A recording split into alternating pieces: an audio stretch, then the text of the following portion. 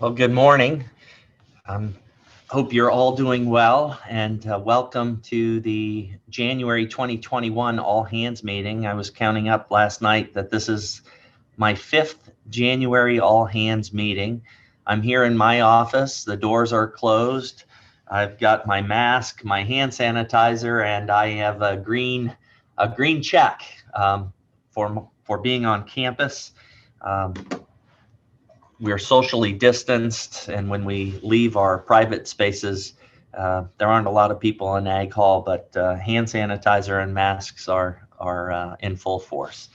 With that, I think we'll go ahead and get started. We have the question and answer option open, so if you have questions, that's a great place to put them. There's already been some casual conversations taking place, but also the chat line, and I've asked Dave Varner, interim dean and director for extension, to man person that chat platform. We've built in some breathing, take a pause, Q&A options this morning. And with that, I think we'll go ahead and get started. So thanks again for being here. I see Kirsten is still actively letting participants in.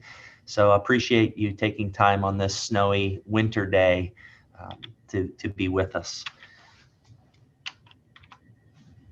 And there we go. So just a quick recap. Last time we came together for an all hands was September 29th. Classes had just been going for about a month.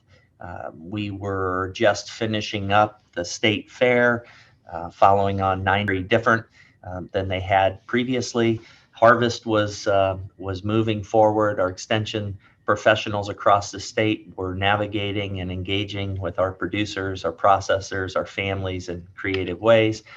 Our students were back on campus. They were wearing masks, socially distancing. You, our faculty, instructional staff, were pushing the envelope, being very creative. I remember those sunny fall mornings walking around campus and seeing classes outside, seeing classes in the inside being socially distanced.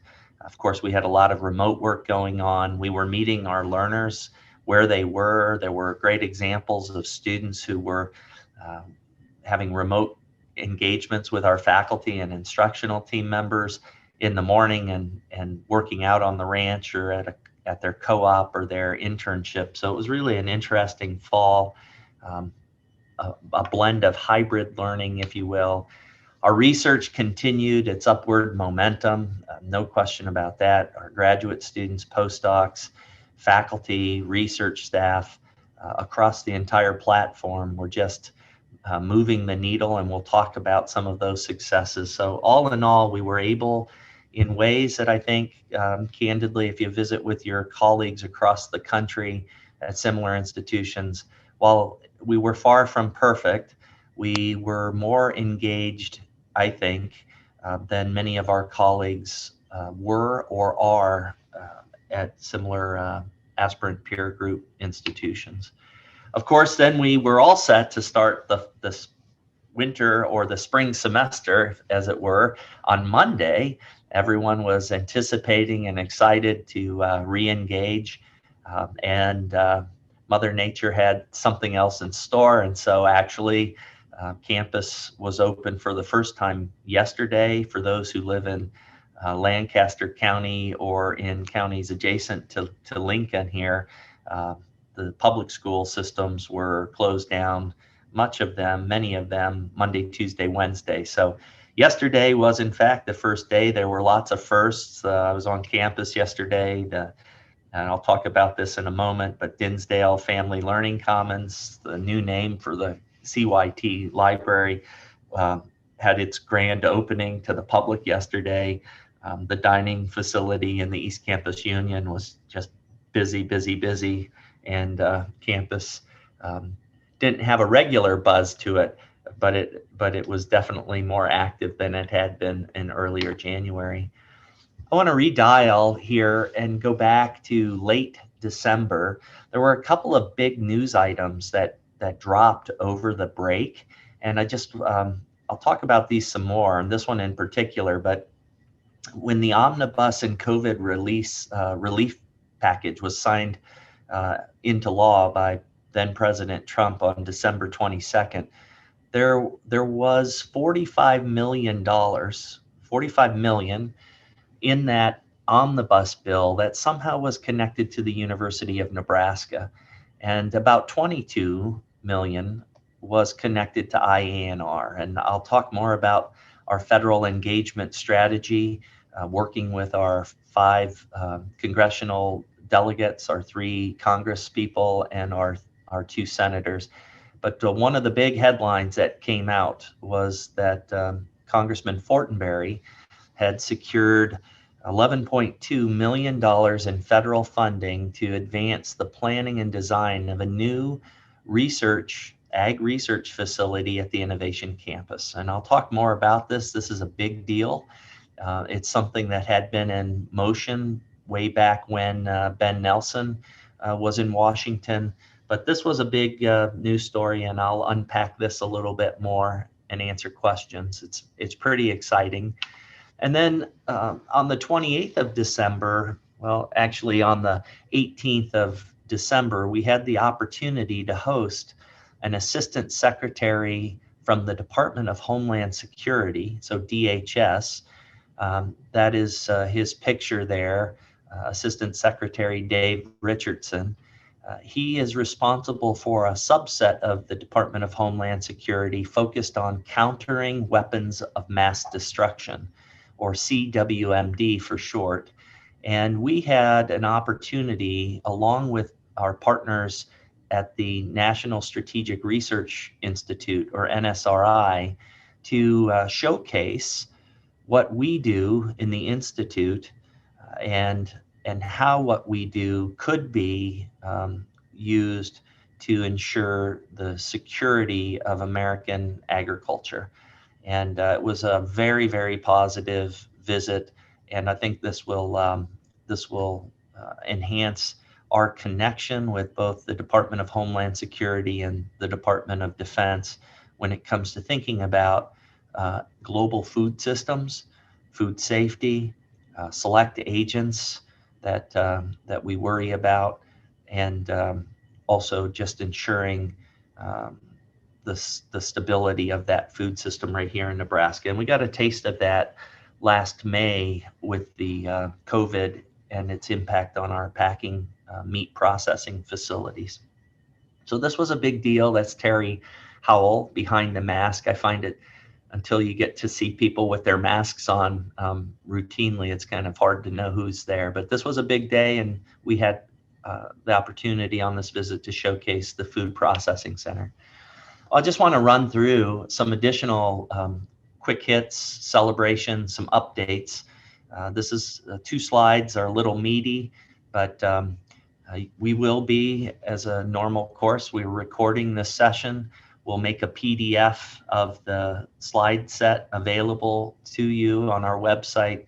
We will also have the video recording so that you have full access, and then questions and answers as we address those today. We'll also have a transcript of those questions and answers.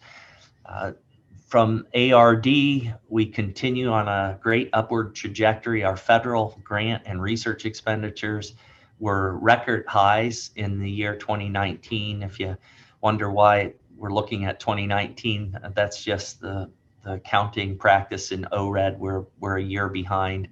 So that was a big deal. There was another great commitment and contribution from a team from Ag Econ and the College of Business to take a look and update the economic impact of agriculture in Nebraska on the state's economy. The last time that had been done, we used 2010 ag census data. And so for the last decade, people had been pointing to now what is a decade-old set of information. And so we thought that this was important to update with the 2017 ag census data. And that report came out, and it shows that Nebraska agricultural complex all parts of agriculture, natural resources that we think about in the Institute.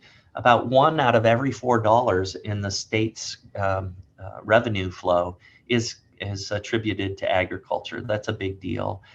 We have 2 centers, one, the Center for Resilience and Working Agricultural Landscapes, or CRAWL, as it's called, and Craig Allen is the lead for this. CRAWL was approved by both the Board of Regents and the Coordinating Commission at the state level, so that is launched and very active. And we have a second center, the Center for Agricultural Profitability, that is now approved by the Board of Regents, making its way to the Coordinating Commission, or soon will be. I think they're actually going to likely vote on this in the February Board of Regents meeting. I've already talked about the fourth bullet there. In addition to the $11.2 million that was in the omnibus bill for this new facility, there was $4 million inserted into the bill to create a Farm of the Future grant program, likely in NEFA, and that is $4 million. It'll be one grant. We helped frame the language and the concept, and now we need to go and compete for those dollars, and we have teams that are working on that. Very exciting. That's $4 million every year that will go into this platform, and I'll explain that a little more. Genome to Phenome, also the large NEFA grant program saw a significant increase. Out in Curtis, actually near Wellspring, Nebraska, about 45 minutes south of North Platte, we learned just at the end of 2020 that we received a gift, a 2,000 acre ranch, beautiful ranch land near Wellspring that will be used, gifted to us, and will be used by the Nebraska College of Technical Agriculture as a living learning classroom where NCTA students can move theory into practice, and then also leveraged with the work that we do in IANR. So that's exciting. I've already alluded to the Dinsdale Family Commons. That's the new name. It's a bit like the Adele Learning Center, Learning Commons over at the city campus. The CYT name will be attached to the books that are held there. So it'll be the CYT collection at the Dinsdale Family Learning Commons. We also opened up in the old food industry building or complex, not the food processing center, that's my bad, but where the cheese and the ice cream used to be made, over by the new dairy store. We've opened that facility up and made it student people friendly. So there are now overstuffed chairs, there are tables, and it's just meant to be a collaborative workspace to augment that we have in the library. And then we opened up the Notobiotic mouse facility. This was a $5 million extension, if you will, of our germ-free or Notobiotic facility. This facility is targeted to extend the reach of the Nebraska Food for Health Center. Archie Clutter, Ronnie Green, and I had a chance to go through it with Professor Reimers Tate, and it was just fantastic, a fantastic facility, and I've got a picture of that as well. I put in here, the hiring freeze is starting to thaw, if you will. Just a reminder that since COVID hit in the March, April period, the president put a hiring freeze requiring that all and only mission critical positions be filled, and that those needed to go through the vice chancellor, to the chancellor, to the president for approval. We have been aggressively advocating for positions that are mission critical in the Institute. And we have, I'd say since about mid-October, been working in faculty lines all kinds, extension educators, research faculty, tenure track faculty lines, and we're working through that. The hope, not to jinx ourselves, is to get through the backlog of faculty lines that we had hoped to fill last spring that got put on hold by the end of, at least have authorization by the end of April, the beginning of May. The second one is a pretty niche topic. There is a book called The Atlas of the Sandhills. Those of you who work in agricultural working landscapes, those of you who are connected to the 20,000 square miles of sandhills here in Nebraska, know that this is a valued asset for folks in that part of the world. Last updated in 1993. So we have commissioned, IANR has commissioned, working with a team of really amazing folks to update this and also think about multimedia opportunities to engage the content. Our goal is to have this released in 2023, which, by the way, we're coming up on IANR's 50th anniversary. Although the College of Agriculture has been around a long time, coming up on its 150th birthday, IANR is relatively new, and so we'll use that as part of our celebration. We've got a number of key searches that will be actively moving forward. We have been working these into our mission critical requests. Some of these have already been approved by the president. About half, a couple of these are going in this week, and our intention is to move forward as smartly as we can, engaging stakeholders as appropriate, faculty, staff, students as appropriate, and then really being mindful of the COVID dynamics. We have two big projects that are advancing to their next stages, the Feed Yard Innovation Center at Meade, and then Smart Farm East and Smart Farm West. If you're curious about what these are, the Feed Yard Innovation Center is being shepherded by the team that's working in the Nebraska Integrated Beef System. And then the Smart Farms East and West. East will be up at Meade, building on our platforms that we've been investing in there. And then the West Smart Farm will actually be in Sutherland in partnership with a farmer, Deb Pullman, and her husband, Rorik. Rorik and Deb are really a team. They have about a 10,000 acre platform that's completely wired. And the Smart Farm concept is part of our activity, and the team, now over 100 strong here in the Institute, working on water integrated crop systems, or WICS for short is what I'm hearing folks refer to that. And then lastly, just a high level, we had an external team that came in from all over the country and with stakeholders from Nebraska to take a look at the network that we have across greater Nebraska, including our research, extension, and education centers. We received their final report, and we're in the process of digesting what they recommended. Just to remind folks, and we have some new team members on, this is an updated version, if you will, of our UNL's expanded campus. There are some elements in here like the Durham School of Architectural Engineering and Construction in Omaha. That is not in IANR's remit.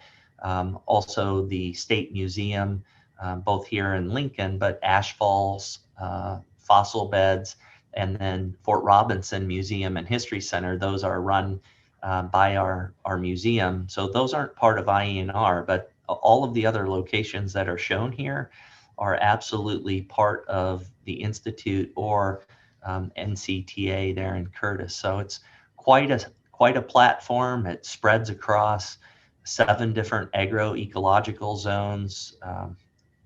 I encourage everyone to touch as many of these locations as possible. And then you can see on this map the 11 engagement zones that were established and launched just now 1 year old. We buildings are important, our locations are important, but of course the special part, the secret ingredient to IANR are the people. And so since our September all hands meeting, here are some new faces. Oli has moved into the interim director for the Redox Biology Center. Oli, thank you. We've got two new colleagues here, Sarah and Jonathan in the upper right-hand corner, that are actually joining our Nebraska Fish and Wildlife Research Cooperative. That's a big deal. Jonathan had done his graduate work here and went down to the school in Arkansas, and Sarah is coming to us from Alaska, so she'll probably think that even our record snows here aren't so much. We've got a couple of colleagues in here who are research faculty, one who's a tenure track faculty member, and two extension professionals. So a good cross section. Welcome to our new colleagues, and congrats and thank you to our colleagues. Here's a list. I think locally there were lots of virtual celebrations. This group adds to the list that we congratulated and listed in September. I promise you that the minute it is safe for us to come together, we will bring folks back, invite folks back, and celebrate them and their success. A lot of wisdom going out the door, a lot of insights, and so as appropriate, I would say engage our Emeriti colleagues and keep them in the mix. And with that, I'll pass the podium over to Archie Clutter to introduce and talk about ARD Junior Faculty for Excellence Award in Research. Archie? Thanks, Mike. Well, it's always a pleasure to present this award to junior faculty for excellence in research. This award was established in 1991 by the ARD Faculty Advisory Council with support from the Ruth Branham family. It's awarded annually to a tenure track assistant professor with an ARD appointment and a maximum of 5 years of professional service at UNL. The three criteria are publication record, evidence of external funding, and peer recognition. Mike, if you'd advance once, I wanted to share the awardees over the past 5 years. We've been so fortunate to bring on such talented faculty to the IANR community that makes this a fun event and a really challenging process. And I think you can see that reflected in the list on the screen. So a couple of things. First, congratulations to those who are nominated for this. And the fact that you're nominated for this award by your peers is strong evidence to the trajectory that you're on, your achievements so far, and your contributions to IANR. So thank you and congratulations. And then secondly, thanks to the committee that makes the decision, who supports this process. Lots of robust conversation, I can attest to that, and a very, very difficult decisions. So this year's award winners, if you want to advance once, Mike, and then once more. So we have two award winners again this year. The first is Taro Mino. Taro received his Bachelor of Science degree from Akito University in Japan and graduate degrees from the University of Illinois. He was a postdoctoral fellow at the University of Minnesota and the Luke Hoffman Institute, and he's assistant professor in the Department of Agricultural Economics. Taro contributes leadership to several transdisciplinary teams in IANR focused on topics including the value and use of information in precision agriculture and economic analyses of groundwater, irrigation, and environmental outcomes. His external colleagues confirm that his work has already achieved great international recognition and reach, and his work is clearly well recognized by funding agencies. Taro has a record of more than $3.5 million as PI or co-PI from NIFA, from the the Economic Research Service, from the Office of the Chief Administrator, and the Natural Resources Conservation Services, all within USDA, and the Nebraska Corn Board. He has 15 peer-reviewed publications in high-profile journals in precision ag and agricultural economics. And to give you a feel for the publication environment in this field, the American Journal of Agricultural Economics had 800 manuscripts submitted last year. This is the lead journal in the field, an 8% acceptance rate. 2 of those were Taro's. And he's also effectively sharing his knowledge in this trajectory with a growing cadre of graduate students. So congratulations to Taro. The second awardee is Toshihiro Obata. Tashi received his PhD from Tsukuba University in Japan and was a postdoctoral fellow at the National Institute of Agrobiological Sciences in Japan and the Max Planck Institute in Germany before joining the IANR faculty in 2017 as an assistant professor in the Department of Biochemistry and a member of the Center for Plant Science Innovation.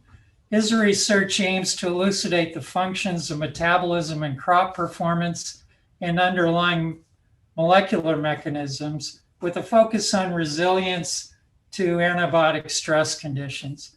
Through this work so far, he's authored or co-authored 80 peer-reviewed publications, 34 of those since 2017. And he leads projects funded by the National Science Foundation, USDA NIFA, and Nebraska Soybean Board, and he's a co-investigator in the EPSCoR Track 1, Track 2, and RPE projects.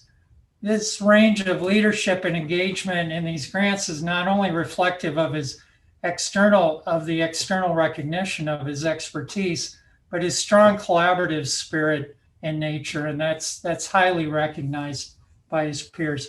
Notably, among these grant awards, he was recently awarded an NSF career grant, and that's one of the most coveted federal early career awards. So congratulations again to all the nominees and to these award winners. Thanks, Mike. Thanks, Archie, and congratulations. Lots of congratulations popping up in the chat box. So a little bit about our physical space, and Ron Yoder's online if he wants to say anything about this. This is not a current picture. This was before the snowstorm, but this is a shot looking at the Dinsdale Family Learning Commons.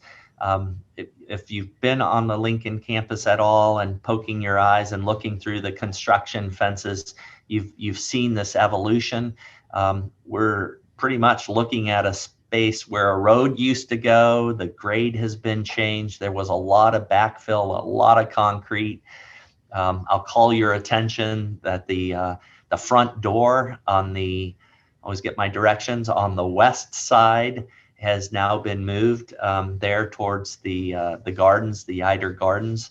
You can see it there on the right-hand side, but there are really 2 front doors to this building. There's a front door on the east side that also connects right there by the Maxwell Arboretum.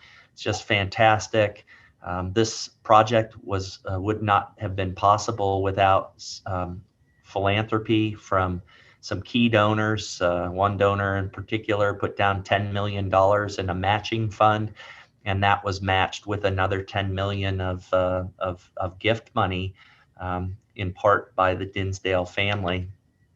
This is a shot from the inside looking out over on the corner of the building that's closest to the Massengale Living Learning Center. It is just absolutely wonderful, open, collaborative space. It is literally, this building was gutted and rebuilt. The envelope was intact, but a lot of work in this space. And this is from the 2nd floor. I suppose technically this is now the 3rd floor, but the 2nd floor, the 3rd floor is home to the Angler Agribusiness Entrepreneurship Program, now entering its 2nd decade. Just a fantastic space. And I encourage you to take a look. This is an interesting shot because it's looking across, but you can also look down and see some of the collaboration space there on that. What used to be the first floor, I guess, is now kind of the second floor. You'll see what I mean when you go in there. The staircase has been normalized. It's a fantastic deal. And again, just to punctuate, the buildings are really, really critical, but it's the people inside the buildings and that passion and commitment to student, faculty, staff success that's really magical. And so this is a transformative investment in the East Campus, and couldn't be more excited. This is a picture, now relatively old, but I thought it was artistic. This is in the Notobiotic mouse facility, and this is one of the colonies that was brought back into the facility to help, as you will, kind of homestead or discover and work the kinks out to make sure that this was the environment that could then house many more of these colonies. This germplasm that we have is unique, to say the least. And this facility will allow us to advance our study of microbiomes, the human gut microbiome, and how it impacts and influences health, how perhaps through prebiotics and probiotics we can manipulate that microbiome to bring out health outcomes, nutritional outcomes, enhanced cognition, so forth and so on. So just a couple of pictures of our facilities. I'd like to pass the podium over to Tiffany on the next 3 slides to talk about some really exciting programmatic innovations. Tiffany? Yeah, thanks, Mike, and good morning to our IANR community. I'm happy to share with you that this spring we will be launching the IANR Global Learning Hub. Through the Global Learning Hub, there will be both in-person and online learners an opportunity to be able to explore global learning in Nebraska and beyond. They will learn and interact with experts from around the globe. The hub will also connect students, faculty, and staff to global opportunities, and ultimately it will provide a platform for our global community of learners to connect. So we're really excited about this new hub. It's going to be a great opportunity and a great way to elevate our visibility around our global learning community here within the Institute. And as a starting point, we're going to be launching a seminar series and a global coffee talks, and those will be offered already starting this next week. The seminar topics will focus on academic success and best practices, strategies to engage virtually with your CASNR and UNL community, and then finally, health and well-being. So if you want to learn more about the hub or you have questions, please direct those to John Kerrigan. We did receive a question through the chat on if we will be able to host international J1 student scholars in the coming months. And so the answer is yes. IANR is committed to supporting a global community of learners and scholars. So we are moving forward with offering these opportunities for J1 student scholars to join our IANR community. There are currently no immigration restrictions on ISSO issuing these documents. However, students may encounter some challenges with getting a visa, booking flights to the US. And it's also important that faculty work with your unit administrators to receive approval before extending offers to the J1 students, and then also working with the ISSO office to help ensure that this process is smooth and we are able to welcome these scholars here with as little challenges as possible for them on their journey. So Mike, could you please advance to the next slide? Yeah, so another new initiative is the IANR Science Community Hub, and this will also be available starting this spring semester. The hub will provide one-on-one coaching and mentoring to our students. Particularly, we're thinking about our graduate students, small group writing sessions, workshops, seminars, and other non-course, non-credit offerings such as digital badges, as well as being a consulting and resource source for any instructors interested in integrating science communication within their courses or academic degree programs. And I'm happy to announce that Dr. Christine Booth will serve as the coordinator for the IANR Science Community Hub. She has previously been with the Department of Biochemistry, done a phenomenal job in her role there, and also helped the Department of Agronomy and Horticulture with offering a scientific writing course that I would just point out is open to all IANR graduate students. And then finally, Mike, one last initiative that I would like to lift up is our Changemaker program. So our goal with this program was to hear from students around the world who dare to dream big and to do the extraordinary to address worldwide issues. So each student participant submitted a quick pitch video outlining the grand challenge that they want to tackle, how they will achieve it, and ultimately leave their mark on the world. And so as part of the Changemaker program, we awarded full in-state tuition scholarships to 8 incoming students and 2 returning students that are here with us now this academic year, as well as $1,000 recruitment scholarships to 9 prospective students. That's in 6th through 11th grade for their innovative ideas.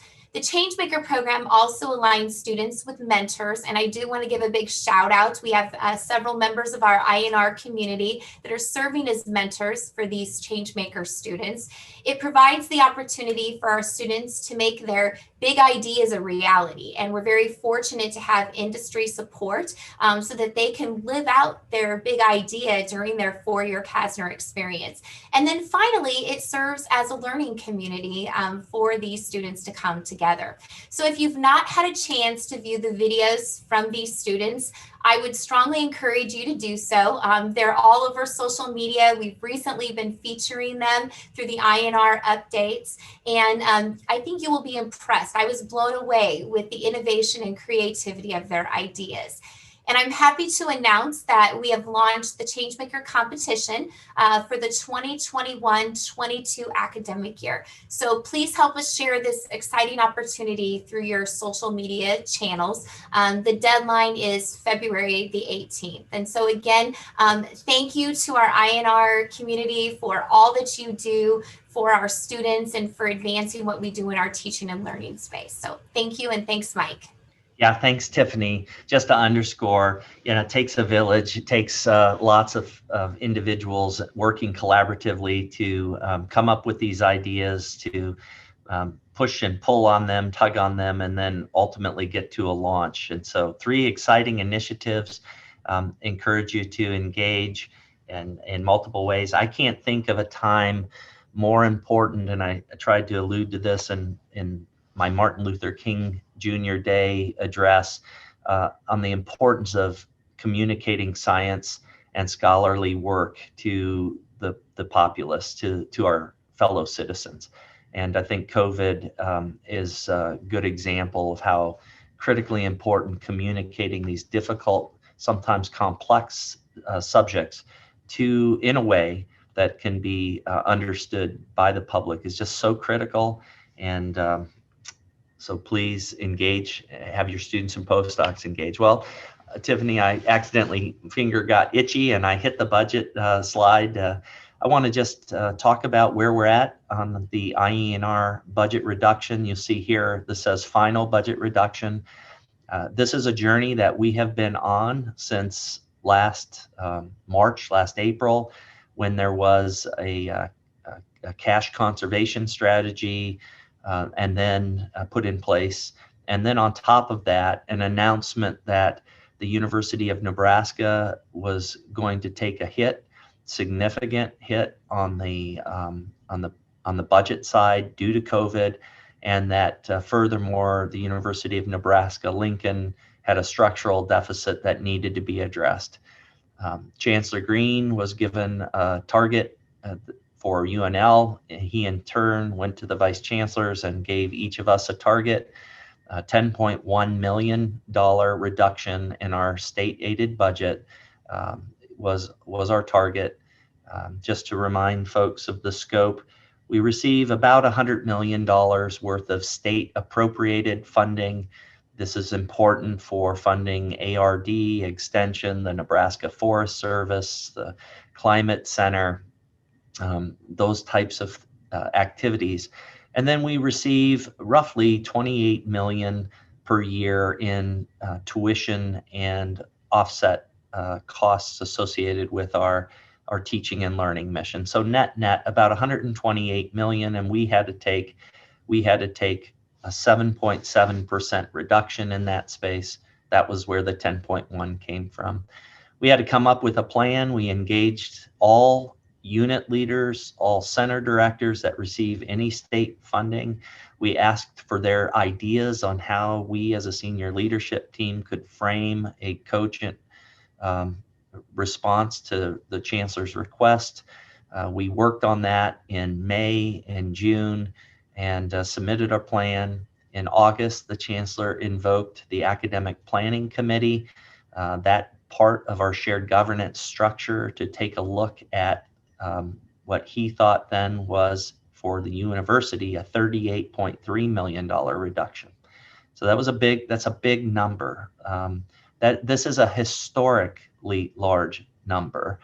And I'm happy to say that while there were lots of difficult decisions, that within IANR, we had them, we listened to each other, we put a cogent plan forward. That plan, as of yesterday at 3:30 in the afternoon, has now been fully approved by the APC, or let me say that the Chancellor's recommendations to the APC have been fully endorsed, and that I expect next week at the latest the Chancellor to come back with the next installment that announces this. You can see where we took our reductions, almost $2 million, so 10% right off the top at the dean's level, the Vice Chancellor's office. We eliminated 6 administrative positions. We squeezed as tight as we could the operating budgets. We did the administrative positions in a way that reduced redundancy in personnel, but actually I think, as you already have seen through the Global Learning Hub initiative, for example, we did it in ways that actually are going to enhance our ability to deliver and support our core mission areas. That was the needle we tried to thread. Unfortunately, there were a number of open lines that the departments pointed us to. These open lines, we had deep conversations and will continue to have those. Some of them are faculty positions. If you've been around IANR long enough, you know that back in 2010, we were sitting at about 270 tenure track faculty. There was a surge in hiring with plans to go as high as 330, and that our number today is somewhere around 300. So we surged, and then we've had to prune a bit. And I think, truth be told, as this goes, without getting into the weeds, I think as administrators come and go, the percentage of budgets that are allocated for faculty and staff ebb and flow, and they tend to do it in decade inhale and exhale cycles. And I think what's happening now is we've lived through the 2003 to 2010, which was an austere time. We lived through the 2010 to 2017, which was pretty good. And then we found ourselves in a difficult position. And so we're just finding that right balance. And all along here, this is about supporting and driving impacts. And so thanks for your patience. As I said, I'm pleased that the hiring freeze has started to thaw, so forth and so on. There were 2 program reductions that were proposed writ large. One was the elimination of the Department of Textiles, Merchandising, and Fashion Design, TMFD. Pleased to report that is not happening. Also, there was a proposed elimination of the CASNR, Hospitality, Restaurant, Tourism, and Management, or HRTM degree program There are actually 2 HRTM degree programs, one in Kasner and one in CEHS. We are moving forward with eliminating the Kasner Hospitality HRTM program. CEHS is not going anywhere, and through this, I'm pleased to say that there were no tenured or tenure track faculty that were eliminated. We found ways to make those reductions elsewhere. So I won't say too much else about this, except to say, if, back at the top of the slide, it is phased over 2021, the current year, 2022, and 2023. I'm hopeful, optimistic, wired person that by the time 2023 comes, maybe, just maybe, we won't have to go that deep, but we have to have a plan, and our plan has been approved, and we'll manage the cut, and we'll keep moving things forward. Why am I optimistic? In part, I'm optimistic that the unicameral for the state of Nebraska started its 2021 session. This is a 90-day session, and as compared to a 60-day session. Every odd year is a 90-day session, and this is when they also approve the state's biennial or 2-year budget.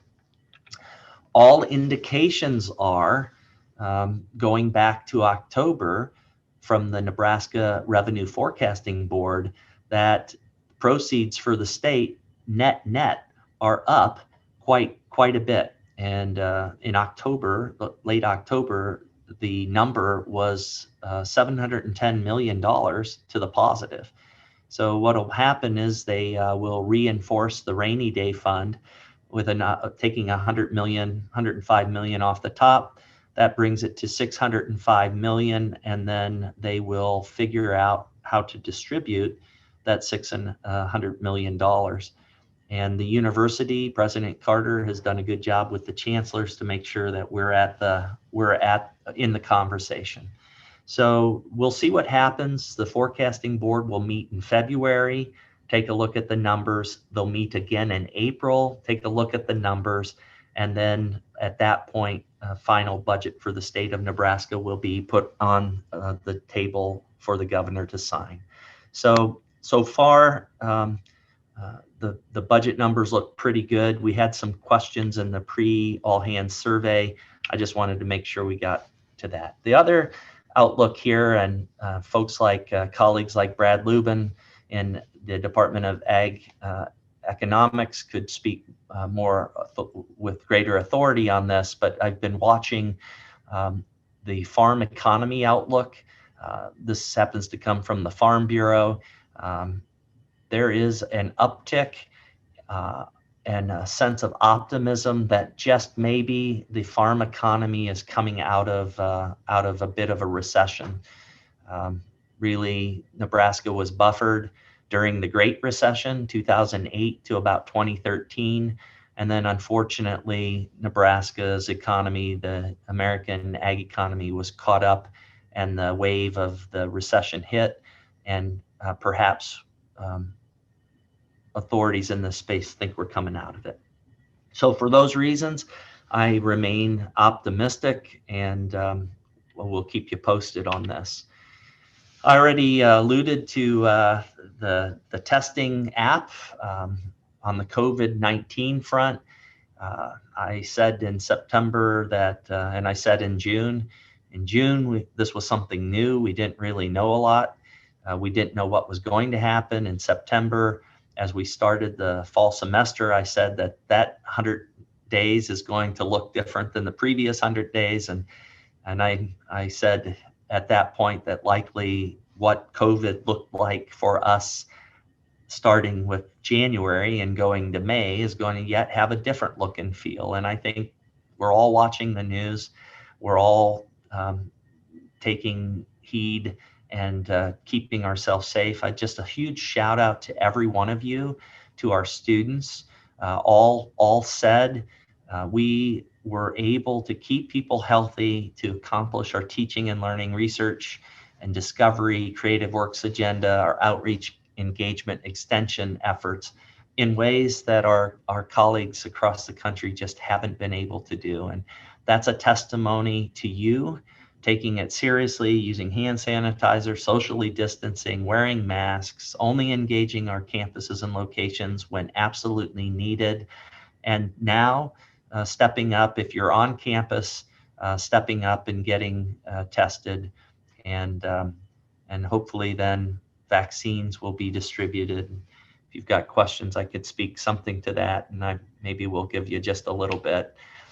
We have huge thanks to the team over in the Vet Diagnostics Center and Director Bruce Broderson and Dustin Loy in particular for stepping up. In November, we began hearing from the Lancaster County Health Department that there would be an expectation that upon return to campus in January, that all students would be required to be tested before they could engage in in-person activities along with faculty and staff on campus. We had Test Nebraska platform, and those of you who had the privilege of getting tested know what a nasopharyngeal swab is like, and thank you for stepping up and being tested. But we adapted a saliva-based test platform that's highly accurate. We took some space that was over in the Vet Diagnostics Center that was basically shell space. We used some of the CARES money that came in, nearly $4 million, and created in 90 days a highly functional COVID saliva test lab, and have now tested, processed over 20,000 samples. Herculean effort by a team, not only in the Vet Diagnostics Center, but in the Office of Research, Office of Academic Affairs, Nebraska Extension, NCTA have worked. Hector Santiago, a shout out, and the team across the state, Ron Yoder, thank you for developing pathways. Again, very complex puzzle to put together. Is it perfect? No. Does this afford us an extra level of testing that gives us another indication that it's okay to safely engage and contribute to our mission? Absolutely. So thanks for your patience on this. Big deal. We've all gotten pretty good. We're all Sydney Everhart. We're all like armchair quarterback epidemiologists now. I like this slide a lot. This is from Nebraska Department of Health and Human Services, and they are now tracking vaccine distribution, total vaccines administered, and this curve, in my humble opinion, can't go exponential quick enough to add an extra level of security. The university educators, both PK through 12 plus universities, will be moved into the vaccine availability priority list after we get through this first wave of most critical needs. I have submitted a draft proposal where roughly 1,100 IANR faculty and staff would be in something called Tier 1. And then secondly, Tier 2. Tier 1 are the folks, the team members who are most in contact with the public, with our students, external facing, most at risk, the people who take care of our animals, our plants. And then Tier 2, the hope would be those who have less of a public facing, but my hope would be that all of IANR, everyone in IANR that wishes to be vaccinated, there will not be a mandate, hear me on that wishes to be vaccinated, and I hope there are a lot of us, to have that vaccine on board by field season, so that we can actively engage and have what we would consider a pre-COVID dynamic. There will be vaccination platforms on campus. I think this exercise that we're going through with the saliva testing is lessons learned there will help us figure out how to smartly distribute the vaccine on campus. Almost to a pause for Q&A. I want to just come back to our journey on diversity, equity, and inclusion. I shared this slide in September. We had just recently appointed the senior leadership team members, and I had appointed an IANR Diversity and Inclusion Advisory Group. These are the 12 members of that group. They're from all different walks of life, students, staff, faculty. Jackie Guzman is coming from the Scottsbluff area. Bobby is over at West Central and North Platte. Angie up in Engagement Zone 8. So we have a good cross-section of individuals. This is not the Vice Chancellor's Commission, if you will, on diversity, equity, and inclusion. This is the senior leadership teams, sounding board, co-thought leaders in this space. They're cultural brokers. We met with this group. All 8 of us met with the 12 of them on the 19th of January and had a good, open, constructive dialogue, and that's just the beginning of our journey. A call out, I think you've seen this, but I just would like you to help amplify the message. We will be having a campus-wide virtual screening of Picture a Scientist. This came out of the Tribeca Film Festival. It is an in-depth look at the realities of gender bias in science. And there are individual stories that will help us examine and think about gender bias in science. And I'm just going to say it here that I've seen it. It's an excellent piece. Talked with lots of women colleagues who are very glad that this is out. They're also they've also got stories, and so I'm going to say for IANR, again, another area where we're not perfect. This is happening. This gender bias in science is happening in all of our disciplines, and I know that this is a topic that you actively engage with your scientific and learned engineering societies. The senior leadership team gets it. This is not a question if it's happening at UNL or within IANR. It is, and we need to collectively acknowledge it, and we need to become more aware, and we need to talk about it. And so this first video screening, we'll see it, and then we will have a panel that is less about individuals from our community stepping in and being vulnerable, and more about talking about what can we do better to alleviate and mitigate and address these concerns. So please spread the word. It's open. We can have as many people. They don't need to all be from the University of Nebraska. It's our showing, but you have to sign up. That's key. We also have reframed, on the advice of a number of individuals, our diversity, equity, and inclusion landing page and website.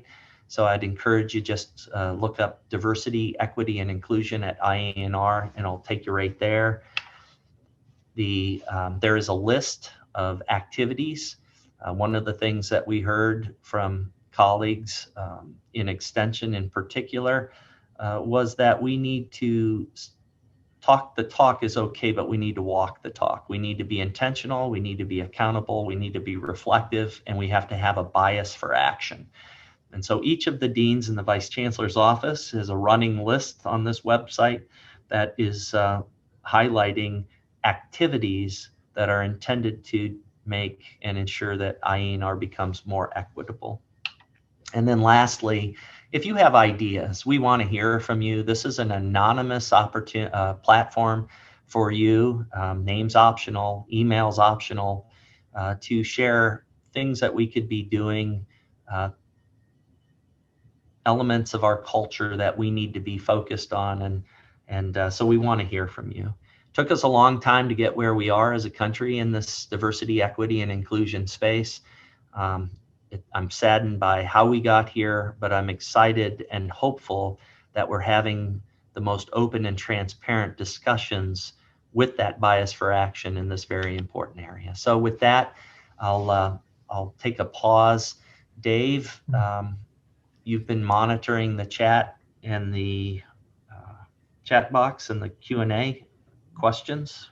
Yeah. Hey, first of all, IANR community, thanks for just jumping in and helping answer many of the questions in the chat box here currently. Mike, just a couple for you currently. One is regarding the saliva-based testing stand-up of the laboratory. Any predictions, thoughts on how long that laboratory will be doing such work? Yeah, Ron and I talk like every day, and this was a topic of our conversation. The saliva-based requirement for re-engaging the campus to protect our bubble, to steal a phrase from Dean Larry Gosen at NCTA, it was all intended to make sure that people coming back to the Lincoln campus, to our greater Nebraska locations, had the opportunity to confirm that they were COVID minus. And the way that works, just because of the latent period for the virus from the time of acquiring the virus to the time symptoms develop, is a 10-day window. So everybody's been asked upon reentry to be tested on day 0 and then 10 days later. I think what I've heard is that Chancellor Green and the Lancaster County Health officials, and Dave, I know that you are doing this along with Hector and Ron, looking at all 93 counties.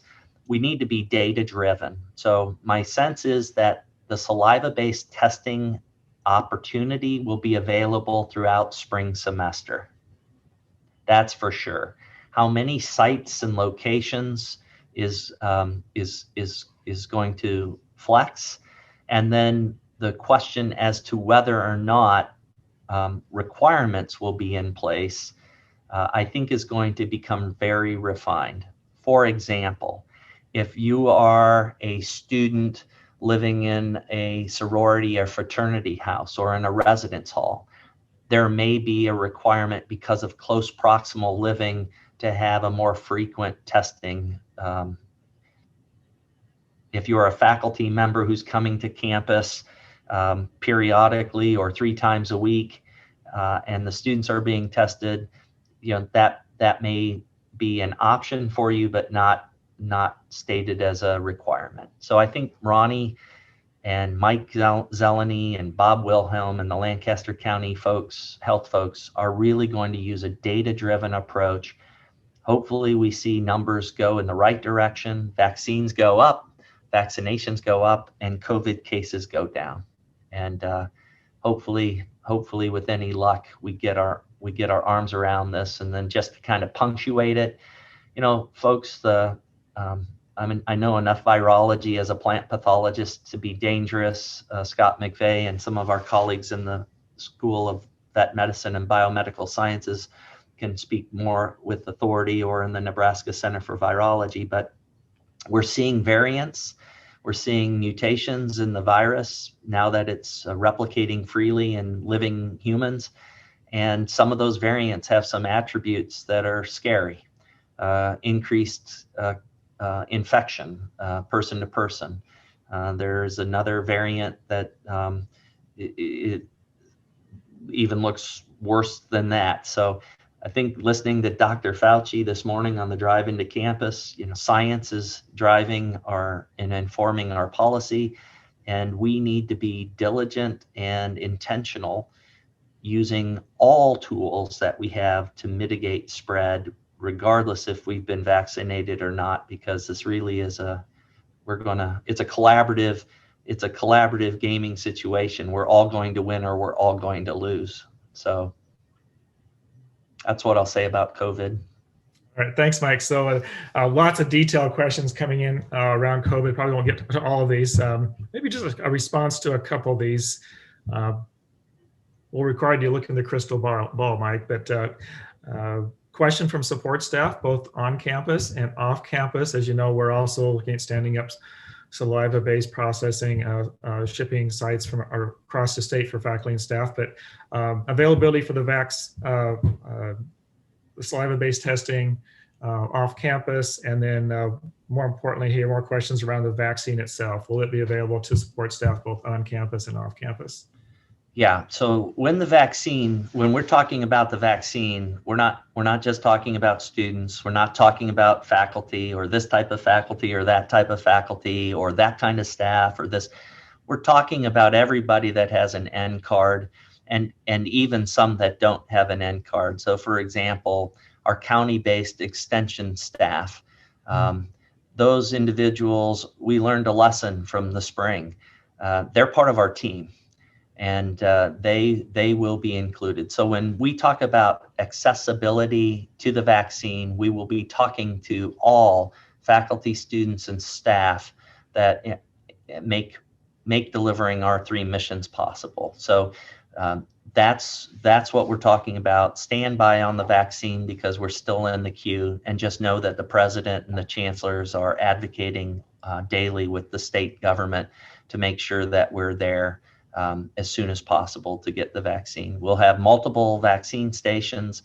There are going to be some complexities for our team members, about 600 of you that are forward deployed across this great state. You have options. You can always come to Lincoln for vaccines, but we also have county-based partners. And in some cases, I'm pretty sure that the counties that you live in might have vaccine available before the university writ large does. So we're just going to have to be nimble, look at all options, and then you need to do what's best for you. You have my promise that we're not forgetting anyone.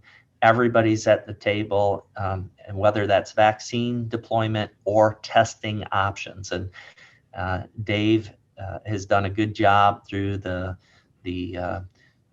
huddles, the extension huddles. Ron and Hector Santiago have done a good job working with our REEC directors, thinking about our statewide platform, and kudos to the team at NCTA, who actually were the first campus of the University of Nebraska system to go through the saliva-based test. So I think other details Dave will address in the written responses to the questions. Yep, that sounds good. There's one here, Mike, that, and I think you may just want to redirect this to unit heads, department heads. But the questions regarding to those faculty who are occasionally visiting campus and whether they are included in the saliva-based testing protocol and who they might visit with for more details. Number one answer, their department head, unit chair, or school director.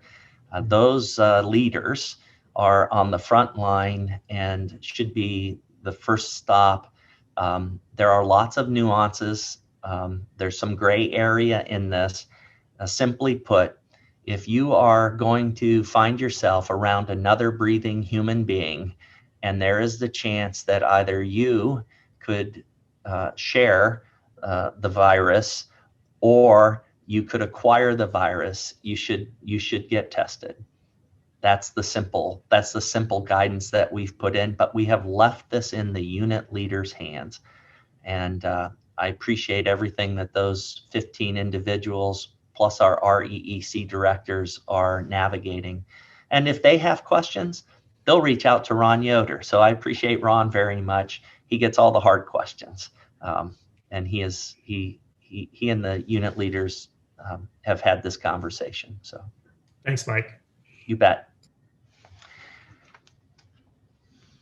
Okay, Dave, any last questions? We've been talking about COVID. Anything else? Nope, we're good to go. All right, terrific. So with that in mind, then I just really want to do a quick run through of back to this building, which again, buildings are cool. They're a requirement, but it's the magic. It's the people in the buildings that actually drive things. So a couple of things I want to say about this. First, kudos to Archie Clutter, to the deans, to our federal engagement team. It really is a team sport. To Congressman Fortenberry, who is the ranking member of the House Appropriations Subcommittee on Agriculture.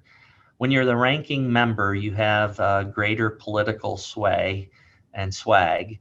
And Congressman Fortenberry has a very good working relationship with Congressman Sanford Bishop from Georgia, who is the majority lead on the same subcommittee. And together, they are the authors, with input from the other members of the committee, on what the ag appropriations bill should look like. And without that advocacy, candidly, the University of Nebraska wouldn't be where we're at. So I want to share just a little bit about this. And I was asked to give an overview to the Nebraska Innovation Campus Development Board, Corporation Board. And so this is a planning document. It's an interesting dynamic in an era where there are no federal earmarks anymore. Earmarks went away back in 2010 when Ben Nelson was still operating. And since that time, allocating or trying to allocate federal dollars in support of projects in states is really nuanced and complex, is what I'm learning. But we've been successful. Let me tell you a little bit. So the first thing I wanted the board to know, we all know this, of course, is that agriculture is evolving, and it's evolving really fast. Going all the way back to 1900, when 40% of Americans were involved in agriculture, and the tool of the day was literally the horse. I think most of you know I'm from Cleveland, Ohio, but on the left-hand side, the fellow with the pipe and the horse there is my great-great-grandfather, who farmed along the Ohio River, right there where it borders Pennsylvania and West Virginia. Then we moved from horse to steam power and horsepower. And of course, we have the Nebraska Tractor Test Laboratory, which is all about this. And Nebraska's played a key role in that evolution. Post-World War II, understanding chemistry and the application of chemistry to increasing yields, especially fertilizer use on farms, and both positive and negative attributes of use or overuse of these chemistries. And we're exploring and unpacking those complexities, to the incredible impact that hybrids have had. Someone, and I forget who gave me this slide here in IANR, this is just so amazing, of how our understanding of breeding, the development of hybrids has literally, in partnership with chemistry, in partnership with holistic cultural practices, have changed the landscape to respond to the need to feed a growing world, to where we find ourselves today, candidly, from the 1980s, the early 80s, when we didn't really know what restriction endonucleases were, and some of us are old enough to remember you had 3 to choose from, to the power of omics, whether it's proteomics or genomics or metabolomics, to the digital era, and how we are harnessing that big data flow coming from all kinds of platforms, from satellites to drones to Fitbits for corn, gamma ray technologies that look at hydrology and geology 1,500 feet below the ground, Trenton, France. I think I've got that right. To understanding crop health, to livestock health.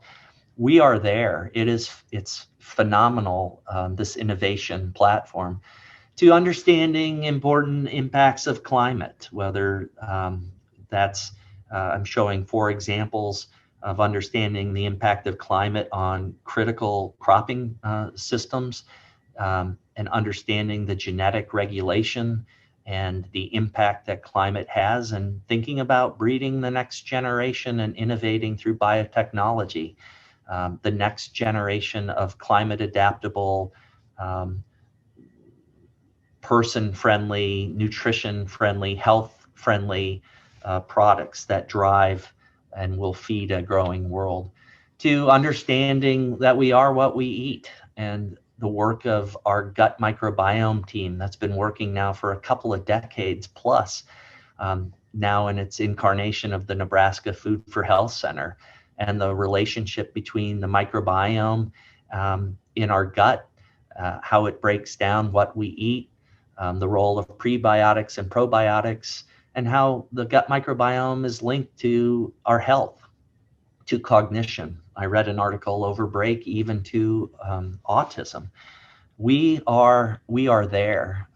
If you haven't seen this, I'd encourage you to take a look. It's a rather lengthy report. This is a consensus report that was put out by the National Academies of Sciences, Engineering, and Medicine. There's a free link to the PDF. I've included it here. They talk about our colleagues, many of them whom you will know, talk about research challenges or science gaps that really need to be addressed in order for us in the next 10 years to move agriculture and food systems forward. This is a breakdown. I won't read this to you, but I've highlighted 5 of the science breakthroughs and recommendations. My contention and what I told the Development Corporation Board is scientists at IANR, students within IANR, staff within IANR are leading the way in these areas. And for these reasons, it makes perfect sense for the federal government to make a significant investment here in Lincoln, Nebraska. I share this because we are partners with the USDA Ag Research Service. This is the internal arm of the agency that focuses on basic science. We're fortunate here in Nebraska to have 2 teams here in Lincoln in the food industry complex building, but also intimately engaged in your departments. And then we also have a National Center of Excellence around meat animal research in Clay Center.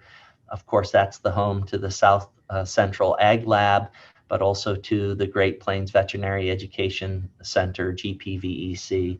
Huge partner, has been since 1968 with us. We'll talk more about this.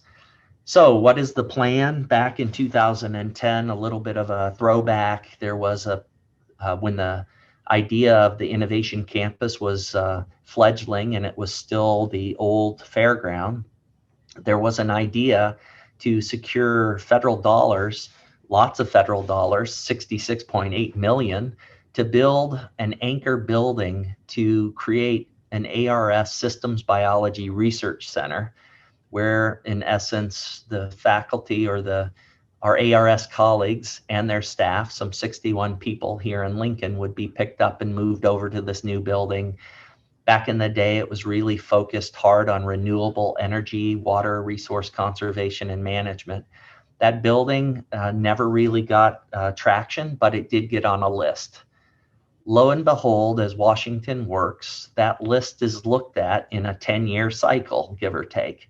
And last August, we were notified that this building was back on the list. It caught us all by surprise. And as it worked through in the House Appropriations Bill, through language that Congressman Fortenberry ensured was in, there was $11.2 million allocation to put an ARS facility co-located with a university partner somewhere in the US. So that's what the bill said. Then if you remember back to middle of December through 22 December, there was a lot going on in Washington around the omnibus bill, the COVID relief deal, and behind the scenes, there was a lot going on between the Senate and the House, thinking about what was in the omnibus bill and what wasn't in the omnibus bill. I'm happy to report then that this 11.2 million for this co-located facility was in the omnibus bill. And on the morning of the 22nd, Congressman Fortenberry declared that this 11.2, even though it's appropriated to the Ag Research Service in Washington, D.C., that the intent of these dollars was to come to the University of Nebraska to design a building, which now is about $103 million, to create a national center of excellence around food and ag innovation. So this is the big idea. We have a white paper that I've taken the lead at drafting. A lot of people have helped us. We are in deep conversations, not only with our federal delegation, but also with the Ag Research Service leadership, Dr. Shavonda Jacobs-Young, who's the ARS administrator, Dr. Larry Chandler, who's the Plains leader over in Fort Collins. And the idea then is to create this center. In short, it's about transforming Nebraska's Silicon Prairie into the nation's comprehensive hub for food tech and ag tech innovation. There are three pillars to what we are trying to accomplish. The first one is to, in the FY22 federal appropriations, to actually ask for $100 million, actually the number's 103, to provide construction funds to create this new facility. In addition, probably in fiscal year 24, we will ask for about 20 million to create 25 newly created scientist positions and their associated support staff. For my ARS colleagues that are on the call, 25 SYs to be funded. And then the third bullet here is that a companion facility constructed by the University of Nebraska-Lincoln, representing a full public-private partnership with state funding, state funding and donor funding. So another $100 million platform would be built adjacent to the ARS building to augment and amplify and drive innovation. And so this is what we're working on. The first shoe has kind of dropped, that 11.2 million. This is kind of the idea behind it, that we already have a great platform for food tech, ag tech innovation. We have an idea laboratory. It's called the NIC, the Nebraska Innovation Campus. We have partners. We have a lot of partners, but this is about supercharging that innovation ecosystem. And it's about supercharging and identifying the strengths that we have here in our 6 communities and the activities of integrating integrated teams through this hubs that we've been working on in climate, water and resilience, precision digital crop production, health and water management, our WICS team, our integrated Nebraska Integrated Food Animal Systems, NIPSI is a part of that, the Nebraska Integrated Beef System, entrepreneurship and rural community prosperity, the Rural Prosperity Nebraska platform, the Angler Entrepreneurship Program, and our Food for Health platforms, all involving rural broadband. These are the platforms. We had a meeting last week where we brought faculty who have been providing leadership in our hubs, in our communities. We brought them together to help identify the science gaps, and that information will be used to help advocate for this concept in Washington. Just to think about this in a simplified model using primary colors and thinking about moving from ideas and being an idea laboratory to developing, to taking science and discoveries, bringing entrepreneurs and supporting those entrepreneurs, driving those ideas to prototypes. That's the role of this national center. Then taking those prototypes and moving them into this test bed, this collection of platforms that we have invested in over the last couple decades. Everything from the Food Innovation Center and the Center for Plant Science Innovation to our partnership with Mark, to the Smart Farms or the Feed Yard Innovation Center, the Notobiotic facilities, the Tractor Test Lab, the LTAR around the Platte River, High Plains Aquifer, to the NPOD, the Nebraska Center for Prevention of Obesity Diseases, and many more, taking those prototypes, accelerating their development, de-risking them, value engineering them, using these platforms like the TAPS program at West Central, where we engage producers, processors, ranchers to accelerate adoption both domestically and internationally. That's what we do here. And so it's this model that I think is helpful. I don't want to bore you with the next steps. There's a team of people that are moving this forward.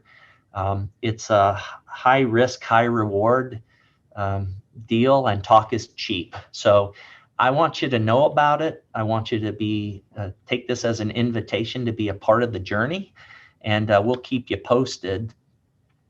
We have maybe 5 minutes for some questions around this, and then we'll just kind of wrap up with this quote. There are only two ways to live your life. One is as though nothing is a miracle, and the other is as though everything is a miracle, from Albert Einstein. On this snowy day here in Lincoln, Nebraska, working in IANR, this amazing platform of good here in Nebraska and beyond. I thank you all very much. And then the last thing I would say before I shut it down and take questions is I've said two things to you since I joined you in the team in January of 17. First, I've asked and you've responded. Please keep your focus on the things that you do to drive and advance our missions, and let the leaders and your leadership team clear the way and find the resources and work with you in a shared governance manner to support you. I talked about taking the traditional pyramid of leadership where the leader's at the top and inverting it to a diamond where you, our students, our stakeholders are at the top, and our job is to support you. And I hope we've walked that talk. The second part about that is keep your focus on the upward trajectory and the good news, because organizations that wallow in the not so good news, who have a hard time seeing the positive, don't fare well in difficult times. And we have had historic, unprecedented challenge after challenge, and IANR has bucked some big trends, and we are on an extremely positive upward trajectory. Secondly, this COVID dynamic on the human condition has been hard for all of us. Today, we're saying goodbye to Nicole Ferricks, a colleague in Kasner. Her celebration of life event is this afternoon. But Nicole is one of 6 colleagues that I know who are no longer with us in the last 9 months. We have family members who aren't with us. We do have some family members, new family members. Laura Young and her husband welcomed in Carson, a new baby boy, to their family. My point here is that I want to thank you not only for focusing on what we can move forward and driving impact, but thank you for taking care of each other. Take time to pay attention. Our jobs are important, but take time to really keep that balance of family, those you love, keep them close, be there for your colleagues, because life is happening behind the headlines. And in this time where we can't gather in physical presence, it adds a different and a difficult dimension. So with that, I would just say thank you very much for what you're doing. You're making a difference. Take care of everyone, be kind, and I'm happy to answer a question if you have something, Dave, in the chat box about this big initiative around this national platform for ag and food innovation. Now, this one was somewhat related, Mike, but more related to a thread throughout your remarks this morning, and that is the IANR communities. We've a lot of conversation around new hubs in development and in play. So how do you see the IANR communities and hubs? Are they going to merge, work in concert? What's your vision? Yeah, so the IANR communities are every bit as important as they were when they were developed in 2010, 2011. I think a great example was science literacy. So my opening comments about the Science Communication Hub is a piece of moving our impact in science literacy forward.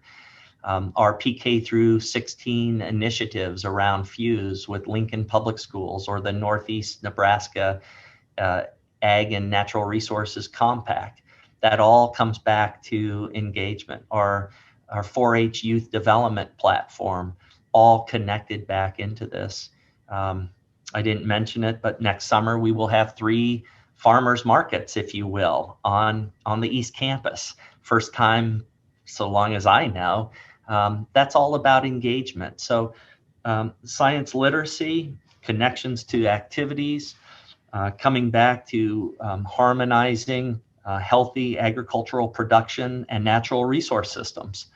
Everything that we're doing around climate, everything we're doing around water resilience, the development of crawl, the NIPSI effort around production of beef, being mindful of the sustainability of our grasslands, thinking about economic sustainability, all connected. WICS, water and integrated cropping systems, leveraging the parts and the pieces from our extension team that has focused in this space to our faculty who are driving innovations in this space. So the hubs, to me, Dave, and to everyone, are less about a thing and more about a way to integrate the integrated teams that are healthy and working and active across the IANR. It's a meeting place. It's a leverage point. It's a place to develop a shared cogent strategy that allows the parts and pieces to connect. So that's the way I think the hubs, I view the hubs. The 6 communities aren't going away. They're each have a life of their own. We celebrated that 2 years ago with the Chancellor. I'm guessing we'll want to do that again. And then we have 15 academic departments, 17 centers and institutes, 2 NU level systems, platforms through Doherty Water for Food Global Institute. Rural Prosperity Nebraska is a next iteration of community vitality from Extension, and the Rural Futures Institute. So again, the hubs are our way to bring us together in ways that leverage. Everyone is invited, and I couldn't be more excited about what we're doing. In some ways, it's allowing us to break down verticals, break down siloing within the organization, raise the glass ceiling that allows us to drive and accelerate making impacts. And with that, I'd say thanks for taking time out of your day. Enjoy the Martin Luther King Jr. Day week events. Today's a busy day, and thanks for all you do.